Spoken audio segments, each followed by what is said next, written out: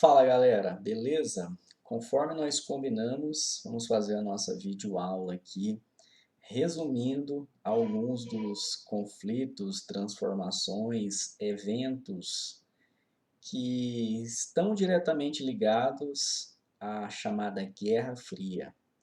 Três desses acontecimentos: a Revolução Chinesa, a Guerra do Vietnã e a Revolução Cubana. Por ser um resumo, a gente vai condensar bastante matéria e a ideia aqui é fazer tudo em meia hora, no máximo, esses três conteúdos. Então, bora lá, começando com a Revolução Chinesa. A Revolução Chinesa ela acontece no ano de 1949. Mas para a gente entender o processo da Revolução, é importante ver o que estava rolando na China antes, pegar esse contexto histórico, até mesmo ali quando surge a República. A China, então, ela era um império, um governo monárquico, né? E ela vai passar por um problema muito grave aí no século XIX, como a gente vê aí nas aulas aí sobre imperialismo, sobre neocolonialismo, em que a China vai estar dentro daquele processo lá, né, passando por uma certa influência de dominação de países ocidentais, como por exemplo a Inglaterra principalmente. A gente tem lá as chamadas guerras do ópio, né? Não só a Inglaterra, mas também a França, né, vai também exercer aqui uma influência colonialista sobre a China. E aí, na virada da passagem do século XIX e do século XX, a monarquia começava a ser questionada justamente pelos segmentos da população que achavam que ela não era forte o suficiente para segurar, para conter essas influências, ou melhor, essas dominações aí que vinham da parte ocidental do mundo. E aí, em 1912, nós vamos ter a proclamação da República. Então, a monarquia cai na China e ela se torna uma república. É o Partido Nacionalista Kuomintang, liderado por uma figura, a principal liderança política aí da China na época, Sun Yat-sen, que vai estar por trás, né, que vai liderar aqui essa proclamação da República. E aí, mais adiante, mais ou menos ali quando a Revolução Russa começa a fazer sucesso em outros lugares do mundo e a possibilidade de uma construção de uma sociedade diferente, mais igualitária, digamos assim, vai chegar também esse projeto à China com o surgimento do Partido Comunista Chinês em 1921. Até então, os comunistas e os nacionalistas, eles eram aliados estratégicos. Ambos possuíam um objetivo em comum, pelo menos, que era conter aí o imperialismo exercido por outros países e defender, portanto, o que seriam os interesses nacionais da China, né? De uma China independente, de uma China que não ficasse nas mãos aí das grandes potências. Só que essa aliança estratégica, ela vai acabar justamente quando aquele principal líder do Kuomintang, Sun Yat-sen, morrer. Quando ele morre, o cargo, né, de líder principal, de chefe principal do Partido Nacionalista na China, vai ser exercido por Chiang Kai-shek. E o Chiang Kai-shek estava observando, né, estava percebendo que havia um crescimento muito grande, né, exponencial aí dos comunistas. Tá? É a imagem do Chiang Kai-shek. E ele estava tentando, na verdade, fazer com que essa influência comunista diminuísse, até mesmo dentro do Partido Nacionalista. Só que essa medida aí que adotava o Chiang Kai-shek era violenta. Então ele vai procurar fazer um projeto, né, de expurgar os comunistas de dentro do partido e diminuir a sua força sobre a população chinesa, já que devido ao fato aí de ser um país extremamente desigual, né, de enfrentar problemas aí de exploração, a influência socialista do comunismo acabava sendo forte, né, sobre o povo. E aí, nesse sentido, esse expurgo ele vai se dar não só na expulsão de comunistas de dentro do partido nacionalista, como também uma série de execuções, de perseguições violentas. A partir aqui desse período, nós vamos ter inaugurada a chamada Guerra Civil na China, que vai colocar de um lado nacionalistas e de outro lado comunistas. No ano de 1934, um outro grande acontecimento dentro dessa chamada guerra civil aqui entre os chineses, a longa marcha organizada pelo principal líder comunista da época, Mao Zedong, ou Mao Tse-tung. Ele vai fazer com que os militantes e a população que estava nas fileiras aí do comunismo, principalmente camponeses, a força do campesinato era muito grande na China, e até o modelo de socialismo lá, depois a gente vai ver, vai ter uma grande influência aí dos camponeses, é um modelo específico, né, da China. Enfim, o Mao Tse Tung ele vai promover a chamada longa marcha, que é retirar essas pessoas que estavam sendo perseguidas, estavam sendo mortas pelos nacionalistas, para regiões onde seriam de menos perigo e onde eles poderiam se preparar para um contra-ataque aos nacionalistas. Então aí vai acontecer essa chamada aí longa marcha. Tem um mapinha aqui onde mostra, né, o percurso que vai passar, por onde vai passar as rotas, né, onde o Mao Tse Tung vai liderar essa galera, saindo aqui dessa região mais ou menos a sudoeste aqui da China e chegando aqui ao norte, né, passando por essa região aqui do nordeste, do que seria o nordeste próximo aqui da China. Enfim, a longa marcha, né, posteriormente a ela, né, a gente vai ter uma trégua relativa entre nacionalistas e comunistas devido à Segunda Guerra Mundial. Porque o Japão estava tentando exercer um certo imperialismo sobre os países ali do Pacífico, a gente sabe disso, antes mesmo da Segunda Guerra começar, e os japoneses ocuparão a região da China chamada Manchúria, onde vão fazer variados exercícios militares e perseguição à própria população. Então, nesse momento, vai ter uma paz aí relativa entre nacionalistas e comunistas para lutarem contra invasores japoneses. Mas mesmo nessa paz relativa, havia ainda algum conflito entre nacionalistas e comunistas. Então, não foi uma paz total. Conseguido ou terminado aí a Segunda Guerra Mundial, os japoneses foram expulsos da China, né, perderam a guerra, que foi finalizada aí com as bombas lançadas pelos Estados Unidos nas duas cidades japonesas. A Guerra Civil Chinesa volta à tona. Nacionalistas e comunistas novamente vão se opor. Antes disso retornar assim, com força total, Chiang Kai-shek vai encontrar com o Mao Tse-tung e eles vão tentar um acordo, mas esse acordo não vai dar certo porque os objetivos dessas duas fileiras eram muito diferentes. Então, por exemplo, os socialistas queriam fazer a expropriação, né, de grandes latifúndios, coisa que os nacionalistas não desejavam.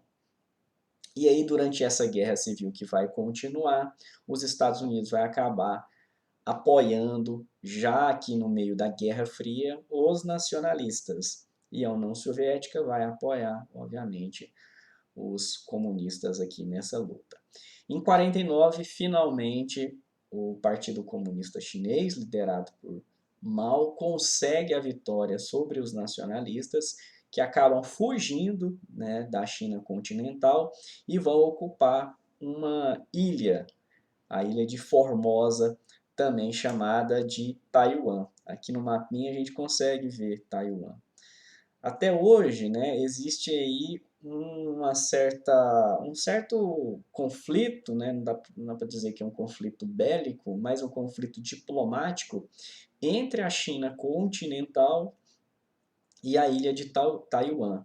Não se aceita a independência de Taiwan até os dias atuais. Por isso aí que a gente viu na última semana que teve aquele problema lá, aquelas farpas, né? Porque aconteceu de uma representante, a secretária dos Estados Unidos, que foi visitar, fazer uma visita diplomática a Taiwan, e a China simplesmente não aceitou muito bem, né, não gostou dessa visita, porque a China justamente não reconhece a independência de Taiwan, que possui não só um regime político diferente ao do chinês, como também uma economia levemente diferente ao que a gente tem aí na China continental. E depois da vitória comunista, então nós vamos ter aí algumas série de ações, medidas políticas que tem justamente a ver com a construção do socialismo, do tipo de socialismo que vai ser praticado na China. Então, expropriação de latifúndios e uma ampla reforma agrária vai ser feita. Em 1958, o Mao Tse-tung vai colocar o seu primeiro grande projeto em prática, um projeto de socialismo especificamente chinês aqui. Nesse ano, o Stalin já havia morrido. E aí a China vai acabar se distanciando da União Soviética, fazendo críticas duras à União Soviética, na época governada por Nikita Khrushchev, porque o Mao entendia que depois que o Stalin morre na União Soviética, eles vão adotar algumas medidas pró-mercado, vão tentar ter uma convivência, uma coexistência pacífica com os Estados Unidos, coisa que para o Mao Tse Tung isso era inviável do ponto de vista do socialismo aqui na época. E então vai ter um rompimento da China com o modelo soviético de desenvolvimento. Esse projeto do Mao vai ser intitulado de Grande Salto para Frente, cujo slogan é 3 anos de esforços e privações, 1000 anos de felicidade. Então você já tem uma ideia por esse slogan, como era ventilado, como era repassado para o povo, que eles deveriam aceitar medidas rígidas, medidas duras, medidas aí que realmente eles iam sofrer no início, por ter um remodelamento total da economia, só que depois havia uma promessa de que aí tudo ia ser lindo, maravilhoso, muita prosperidade, né? Na China. Não foi muito bem isso que aconteceu no grande salto para frente, nessa reformulação econômica aqui que o Mao vai projetar. O grande problema desse plano aqui foi justamente o fim das importações, ou seja, de tudo aquilo que a China dependia de fora, vai ser agora bloqueado, ou seja, a China não vai mais comprar alimentos, produtos, mercadorias, né, bens de capital dos outros países, né? Seja da União Soviética, seja de outro lugar. E isso vai ser um baque para a economia chinesa e para a população chinesa que era muito dependente, sim, desses produtos, até mesmo de alimentos. Então você vai ter um período de muita fome na China, onde muitas pessoas vão morrer durante aqui esse projeto que o Mao Tse Tung vai tentar emplacar. Logo depois, assim, ele vai ter que rever algumas medidas, como por exemplo as expropriações que tinham sido feitas, e vai ter que estimular pequenas propriedades para poder ver se a produção agropecuária agora consegue suprir aí a alimentação que a população chinesa acabava dependendo. E o período de governo do Mao Tse Tung na frente do regime socialista não vai ser um regime assim, um período tranquilo. Ele vai ter muitos conflitos ou conflitos significativos dentro do Partido Comunista Chinês mesmo. Uma das reações aí que o Mao tem ao Partido Comunista Chinês, ele lança seu segundo grande projeto, que ficou mais conhecido, que é a Revolução Cultural. Na época, existia uma outra liderança dentro do Partido Comunista Chinês, também importante, Chun Enlai, que vai propor uma medida, né, que seria as 4 modernizações. Só que devido à força que o Mao tinha dos seus apoiadores, ele vai adotar a Revolução Cultural de 66 até 1976. Em que consistia essa revolução cultural? Ele queria praticamente alterar, transformar toda a cultura da China, retirando dela toda a influência, todos os costumes, hábitos que tivessem aí influência que ele entendia burguesa. Então aí houve perseguições a pessoas, a intelectuais, que eles entendessem, né, que ele entendesse que estava ali expressando um modo de vida burguês, individualista, enfim, um pensamento então que não coadunava com o que ele pensava ser o tipo de socialismo ali voltado para a China. Com a morte de Mao Tse-tung em 1976, termina a Revolução Cultural. Então, por exemplo, essa imagem que vocês estão vendo aqui, ó, ela é parte da Revolução Cultural, onde um monte de crianças estão aqui com seu uniforme, sua vestimenta, lendo o livro vermelho. Né? O livro vermelho escrito pelo Mao Tse-tung, o livro mais lido do mundo, que tem tanto chinês no mundo que é impossível não ser o livro mais lido. Com seus conselhos, com seus mandamentos, enfim, com seus ensinamentos aí no livro vermelho. Mas o Mao Tse Tung vai morrer aqui em 76, vai ter fim aí essa revolução cultural, e agora aquele programa apresentado pelo Chun Enlai agora vai ser colocado em prática, o programa das 4 modernizações. Agora, o líder chinês já não é o Mao Tse Tung, mas o Deng Xiaoping. O Deng Xiaoping é o cara por trás aqui, no final das contas, dessas 4 modernizações que vai ser colocada em prática. Planos estruturais de desenvolvimento para a agricultura, para a defesa nacional, indústria, ciência e tecnologia.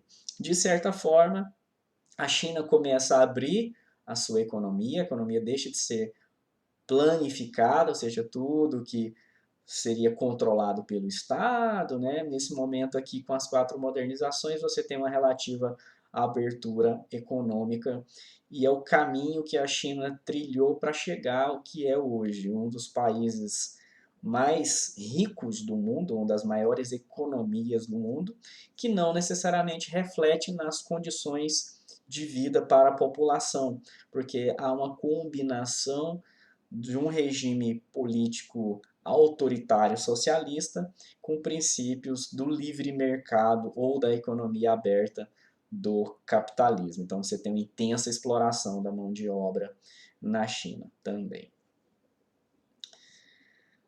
É isso. Vamos para o nosso próximo tópico, que é justamente a Guerra do Vietnã.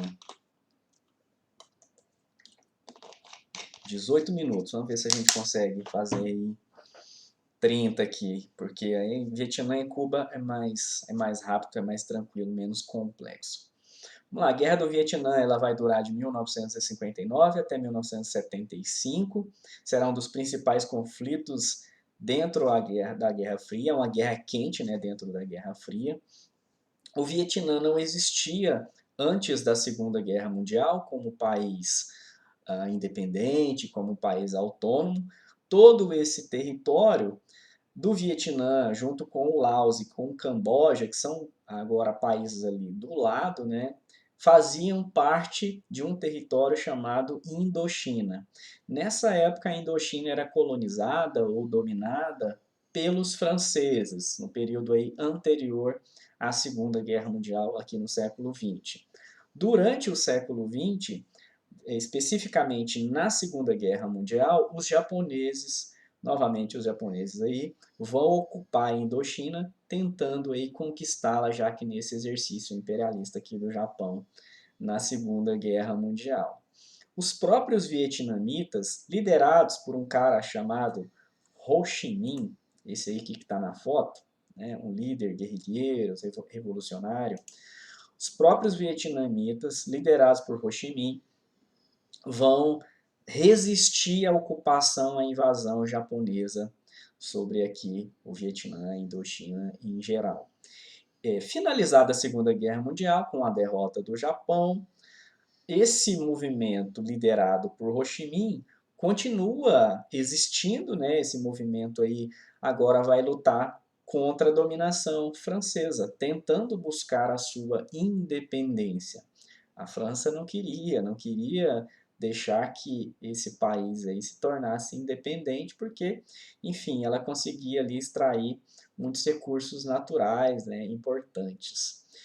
Mas em 54, depois de uma longa batalha, a França acaba aceitando assinar aí o acordo para tornar o Vietnã independente, assim também como Laos e o Camboja.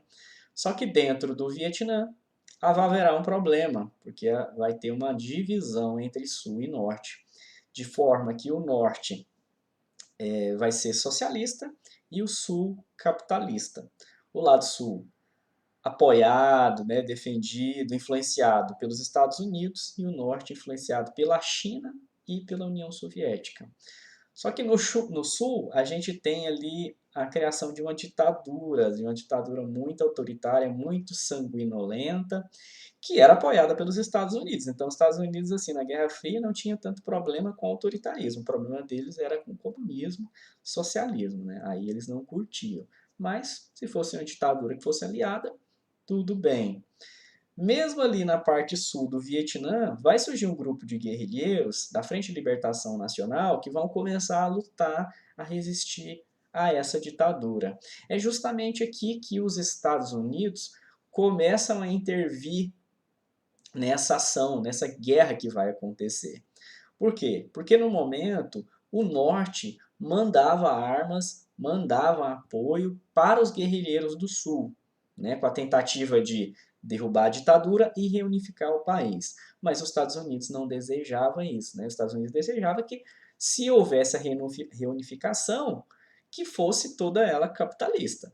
Então é nesse sentido que esses caras vão acabar mandando muitas armas, bombas, né, tanques de guerra, helicópteros, aviões, muitos soldados, né, milhares de soldados para o Vietnã, para lutar no Vietnã, então, nessa chamada Guerra do Vietnã contra os Estados Unidos. Na verdade, é uma guerra entre a Frente de Libertação Nacional, que estava localizada inicialmente no sul do Vietnã, junto com o Vietnã do Norte, contra Estados Unidos e os apoiadores ou leais a essa ditadura que existia no Vietnã do Sul.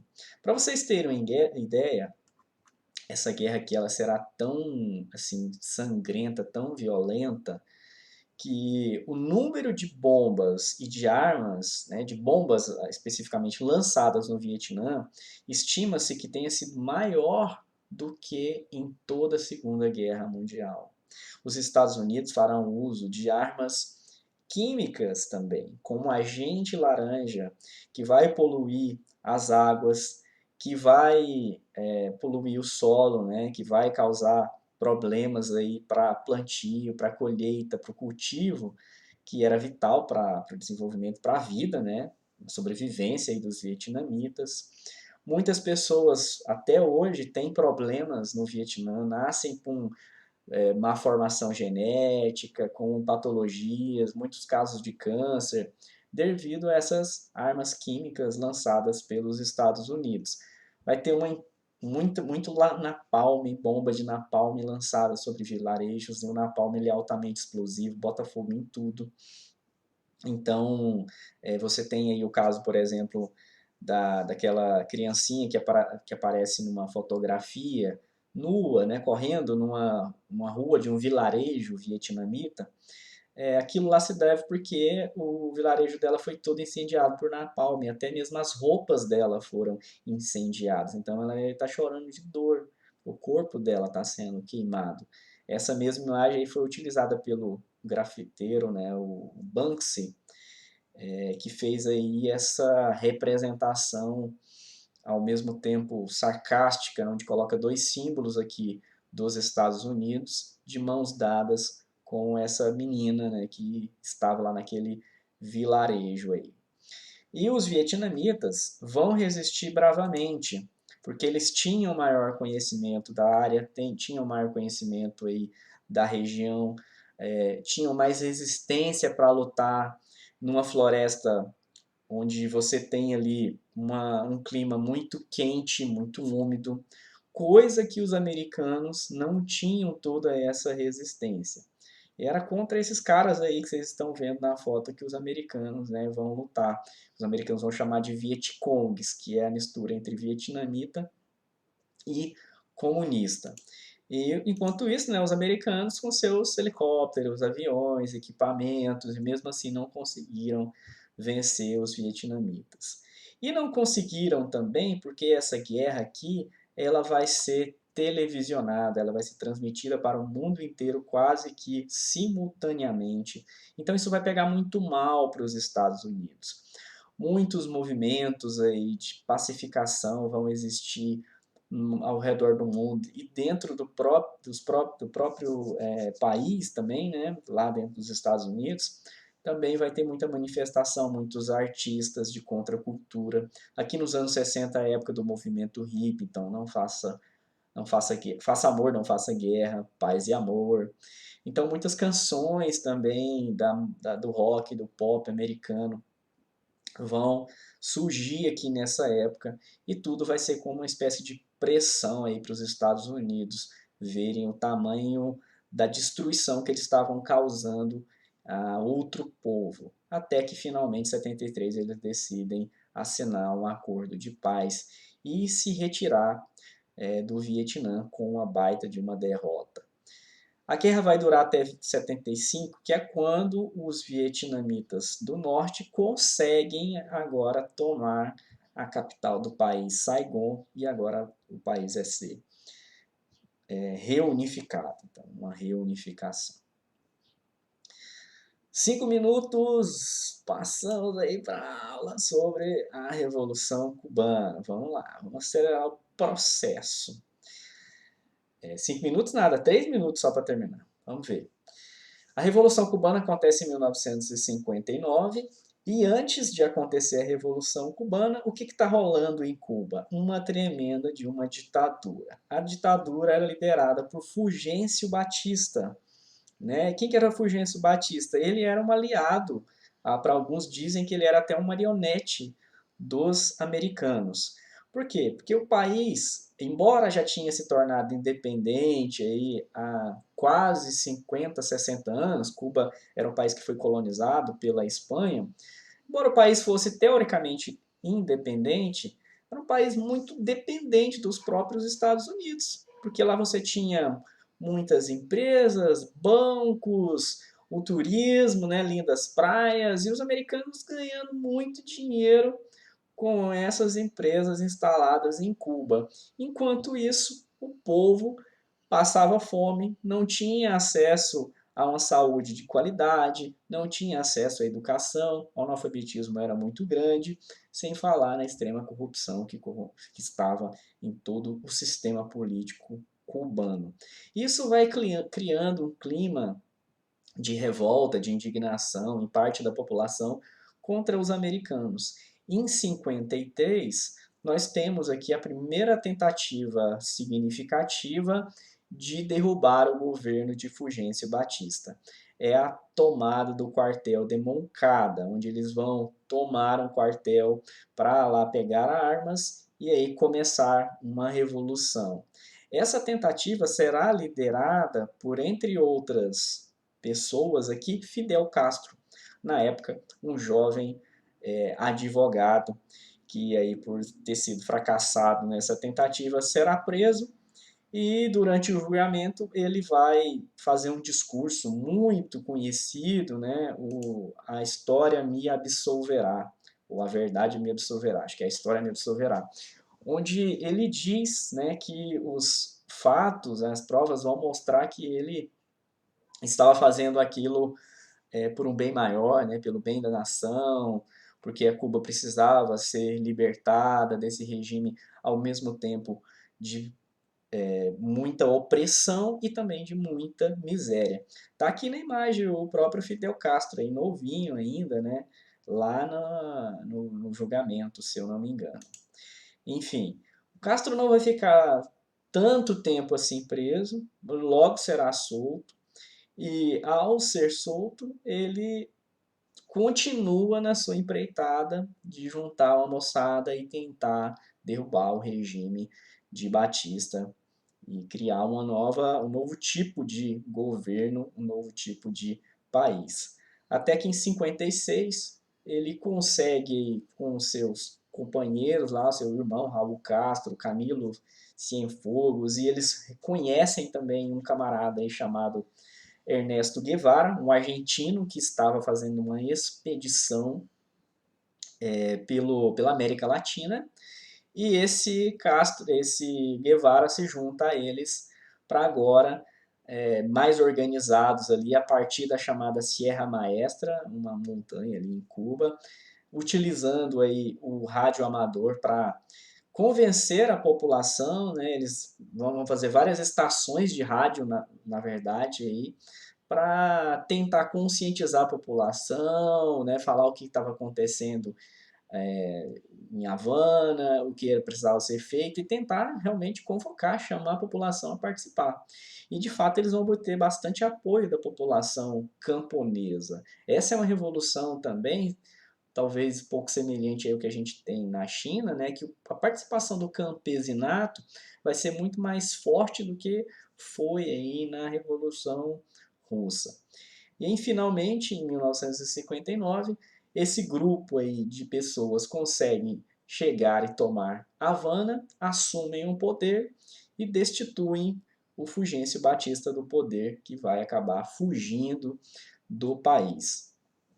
Logo em diante, devido a uma série de tensões típicas da Guerra Fria, em que o seu principal ali, inimigo, né, nesse caso, ia ser os Estados Unidos, porque os Estados Unidos não estavam aceitando nada disso, toda essa reformulação e toda essa mudança, Cuba vai acabar buscando no inimigo dos Estados Unidos o apoio que não tinha mais, né, que é o caso aqui da União Soviética.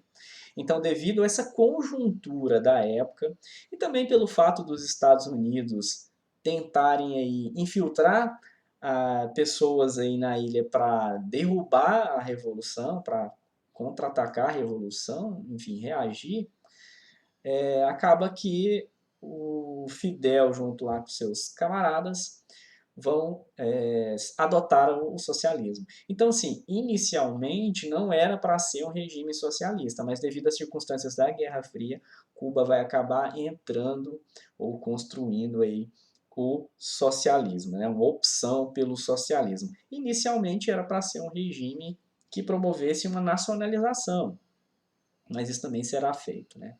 Então, latifúndios serão expropriados, uma ampla reforma agrária distribuindo terras para as pessoas que não possuíam, para os camponeses ali, bancos e empresas estrangeiros serão nacionalizados, uma ampla reforma muito profunda será feita aqui na educação e na saúde, que vai tornar Cuba um dos maiores índices positivos aí de boa educação e saúde em toda a América Latina.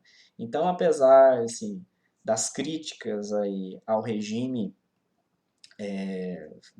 socialista em Cuba, em relação à perseguição a opositores, em relação à própria violência mesmo durante o processo, e que deve ser criticado mesmo, porque há um problema de liberdade individual em Cuba, né? E não é só perseguição a burgueses, né? Perseguição a pessoas de esquerda mesmo também, críticas lá ao regime, anarquistas. Então, isso realmente tem que ser criticado, mas é preciso considerar que a educação e a saúde em Cuba passou a ser uma das melhores aqui da América Latina, e isso se deve muito em função da Revolução Cubana e da construção do socialismo em Cuba a partir desse período aí. Depois, né, durante esse processo aqui da Guerra Fria, os Estados Unidos vai exercer um embargo econômico muito sério, muito profundo sobre Cuba, que vai acabar trazendo muitas dificuldades financeiras para a ilha de reabastecimento, principalmente depois que termina aí o período da União Soviética Socialista, a desintegração do bloco soviético, enfim, quando o regime lá cai, o seu principal parceiro da época também vai cair. Então, por isso que Cuba hoje você tem lá vários casarões antigos, vários carros antigos dos anos 50, 60, e acaba que isso também dá um toque, né, de turismo, as pessoas às vezes vão muito mais lá para a ilha justamente por estar meio que revivendo um filme de época. Mas isso tem a ver com o contexto do embargo econômico exercido pelos americanos. Para finalizar, a gente tem uma foto e uma imagem do Che Guevara, do argentino motoqueiro, motociclista, e do Fidel Castro, né? Tá aí os dois, o Che chegou a ser até ministro mesmo do Fidel durante um tempo, depois ele vai sair tentando promover revoluções em outros lugares do mundo e será morto por um agente da CIA, se eu não me engano.